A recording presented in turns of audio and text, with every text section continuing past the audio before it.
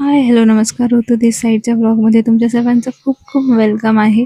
तर इकडे मी सकाळी मॉर्निंगला उठली आहे आणि दिवसभराची जी आपली चाव चालू होण्याच्या आधी ते थोडासा पीसफुल वातावरणाचा आनंद घेते आहे. तुम्ही पण असाच आनंद घ्या माझ्या ब्लॉगचा आणि माझ्या चॅनलला लाईक, शेअर, सबस्क्राईब केलं नसेल तर पटकन जा आणि सबस्क्राईब आणि छान छान कॉमेंट करा. बेल बटन दाबायला विसरू नका, कारण का मी ब्लॉग टाकणार तर त्याचे पुढचे नोटिफिकेशन्स तुम्हाला येत राहावे म्हणून.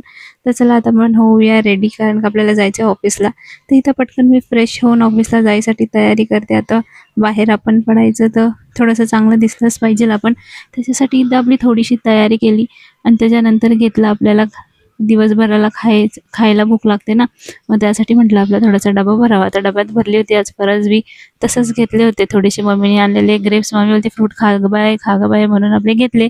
देवाला नमस्कार केला, थोडीशी भांडी घासली, सगळं काम झाल्यावरती हा असं काहीतरी माझा असं चेहरा दिसतोय.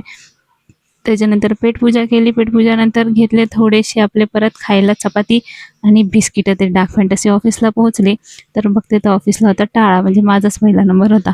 म्हटलं आता बसून तरी काय करावं, 8:45लाच आपण आलोय. तर म्हटलं चला आता गाडीवरच, हे नुसतं काही चालायला तर आपल्याला भेटणार नाही, म्हणून म्हटलं चला आता जरा चालत जाऊया. आमच्या ऑफिसच्या बाजूलाच आहे गजानन महाराजांचा मठ.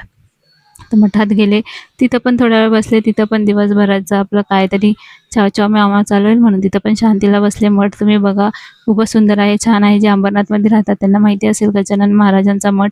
आणि होता वेनसडे म्हणून मठात पण शांती होती, सकाळची कोणीच नव्हतं. मग तिकडे आपल्या थोड्या वेळ महाराजांना नमस्कार केला आणि ध्यानाला बसले आणि खूपच बरं वाटलं, कारण का दिवसभराचं ताण आहे, थकवा आहे, कोण कसं भेटतं आपल्याला काही माहिती नसतं. मी तर टिका थोडा बिस्कटला होता, त्याला केलं बरं, मग बसले ध्यानाला आणि मग निघाले ऑफिसला. जर तुम्हाला माझे ब्लॉग आवडत असेल तर नक्की सबस्क्राईब करायला विसरू नका. चला बाय बाय, भेटूया नेक्स्ट ब्लॉगमध्ये.